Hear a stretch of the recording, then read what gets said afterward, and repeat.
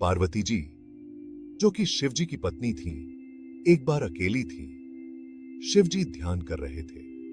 पार्वती जी ने अपने शरीर के लेप से एक सुंदर सा बच्चा बनाया और उसे अपने प्राण दे दिए। यह बच्चा कोई और नहीं बल्कि गणेश जी थे। पार्वती जी ने गणेश जी से कहा, तुम मेरे द्वार पर पहरा देना, कोई भी अंदर नहीं आना चाहिए।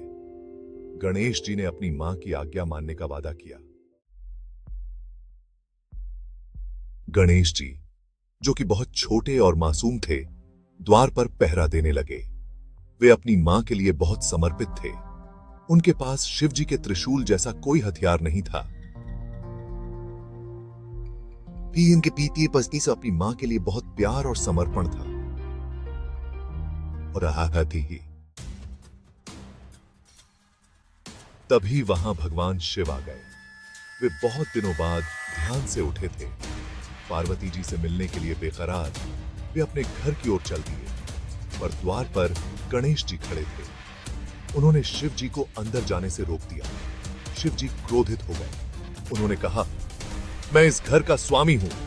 पर गणेश जी अड़े रहे। उन्हें अपनी मां की आज्ञा माननी थी। गुस्से में शिव जी ने अपना त्रिशूल उठाया और गणेश जी का सिर धड़ से अलग कर दिया। पार्वती जी बाहर आईं तो उन्हें यह भयानक दृश्य दिखा। वे बहुत दुखी हुईं। शिव जी को अपनी गलती का एहसास हुआ। उन्होंने अपने गणों को आदेश दिया, उत्तर दिशा में जाओ और जो भी प्राणी पहले मिले उसका सिर काट कर ले आओ। गण उत्तर दिशा में गए और उन्हें एक हाथी का बच्चा मिला। उन्होंने उसका सिर काटकर शिव जी के पास लाए। शिव जी ने उस हाथी के सिर को गणेश जी के धड़ से जोड़ दिया।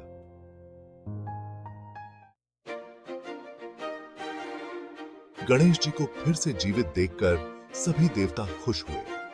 शिव जी ने गणेश जी को अपने पुत्र के रूप में स्वीकार किया।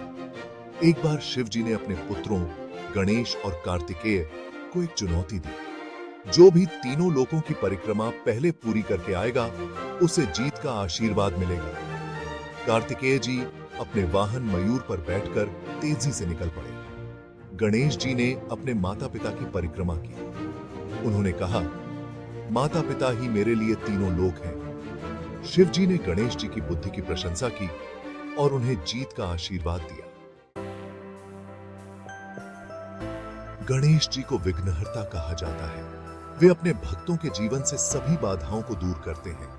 जो भी सच्चे मन से उनकी पूजा करता है, उसके जीवन में आने वाली सभी बाधाएं दूर हो जाती हैं। गणेश जी को शुभ कार्यों की शुरुआत के देवता के रूप में भी जाना जाता है। किसी भी शुभ कार्य को शुरू करने से पहले उनकी पूजा की जाती है। वेदों और पुराणों में गणेश जी की महिमा का वर्णन मिलता है। वे बुद्धि, समृद्धि और सौभाग्य के दाता हैं। हर शुभ कार्य की शुरुआत में गणेश जी को पूजने की परंपरा का बहुत महत्व है।